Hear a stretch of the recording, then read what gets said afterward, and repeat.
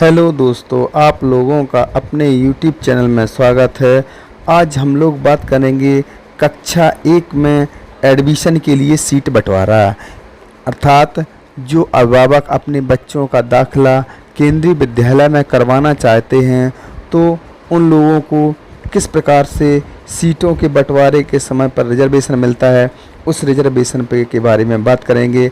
SC category को कितना reservation मिलता है, एसटी कैटेगरी को कितना रिजर्वेशन मिलता है, OBC non creamy layer category को कितना रिजर्वेशन मिलता है, डीए कैटेगरी को कितना रिजर्वेशन मिलता है, एसजीसी कैटेगरी को कितना रिजर्वेशन मिलता है और आरटीई कैटेगरी को कितना रिजर्वेशन मिलता है।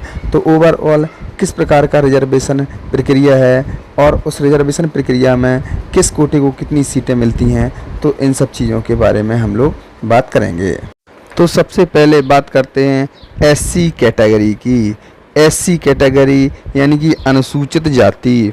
तो अनुसूचित जाति को 15% का रिजर्वेशन मिलता है, अर्थात अगर एक सेक्शन में 40 सीटें हैं तो प्रत्येक सेक्शन से 15% रिजर्वेशन, अर्थात 6 सीटें प्रत्येक सेक्शन में से एससी कैटेगरी के लिए केंद्रीय विद्यालय में रिजर्व की जाती हैं।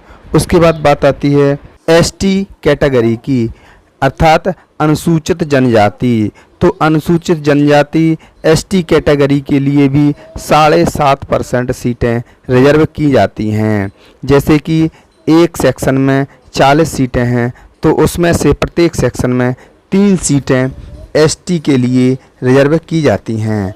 उसके बाद बात करते हैं ओबीसी के लिए। तो ओबीसी नॉन क्रीमी लेयर के लिए सबसे अधिक सीटें रिजर्व रखी जाती हैं, क्योंकि ओबीसी में भी जातियां भी सबसे अधिक आती हैं। तो OBC non creamy layer category के लिए 27% सीटें रिजर्व की जाती हैं। जैसे कि एक सेक्शन में 40 सीटें हैं तो उसमें से 11 सीटें ओबीसी नॉन क्रीमी लेयर के लिए रिजर्व रखी जाती हैं। इसके बाद डीए कैटेगरी के लिए भी 3% सीटें रिजर्व रखी जाती हैं।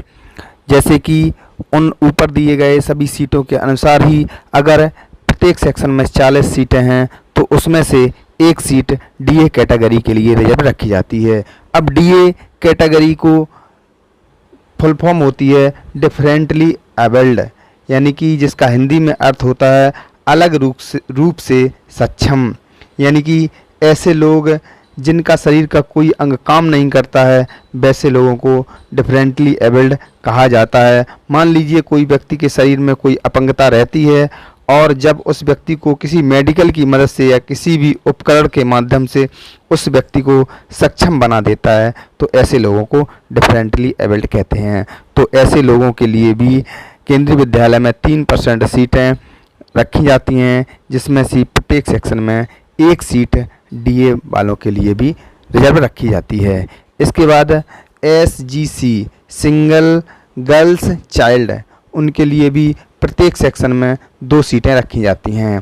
जैसे कि प्रत्येक सेक्शन में 40 सीटें हैं तो उसमें से 2 सीटें एसजीसी वालों के लिए भी रखी जाती हैं। उसके बाद आरटीई कैटेगरी के लिए, राइट टू एजुकेशन कैटेगरी के लिए भी 25% सीटें रखी जाती हैं, जिसमें से कि उसी प्रकार से जैसे कि एक सेक्शन में 40 सीटें हैं तो उसमें से 10 सीटें आरटीई वालों के लिए रखी जाती हैं। अब आरटीई क्या होता है तो इसके बारे में शिक्षा का अधिकार अधिनियम के अंतर्गत 6 से 14 वर्ष की आयु के बच्चों को निःशुल्क और अनिवार्य शिक्षा प्रदान करने का प्रावधान किया गया है, जिसके अंतर्गत ऐसे बच्चों के स्कूल की फीस माफ़ होती है और बच्चों को यूनिफॉर्म और पुस्तकें भी मुफ्त में दी जाती हैं। ये आरटीई के थ्रू ही होता है। तो इसमें भी 25% सीटें होती हैं, जिसमें से प्रत्येक सेक्शन में 10 सीटें रिजर्व रखी जाती हैं। अब इसमें से डीए और एसजीसी और आरटीई के लिए कोई भी कास्ट हो, इसके लिए कास्ट की कोई वैधता नहीं होती है कि कोई विशेष कास्ट हो, इसमें से किसी भी कास्ट के लोग चल सकते हैं।